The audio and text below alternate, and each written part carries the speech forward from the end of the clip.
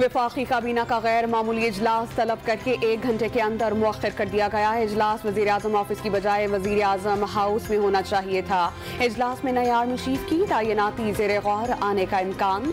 काबीना इजलास के लिए कोई एजेंडा नहीं दिया गया था। मुशावरत के लिए साबिक सदर आसिफ अली जरदारी भी कराची से खुसूसी तैयारे में इस्लामाबाद पहुंच गए। तोशाखाना प्रोपेगेंडा का पर्दा चाक। उमर फारूक के फ्रॉड का सोशल मीडिया ने भांडा फोड़ दिया। किरदार कुशी पर निजी चैनल को अदालत में जवाब देना होगा। इमरान खान का पाकिस्तान समेत लंदन और दुबई में केसेस करने का ऐलान। लॉन्ग मार्च से खिताब में हुकूमत पर आर्मी एक्ट में अपने मुफाद के मुताबिक तरमीम करने का इल्जाम।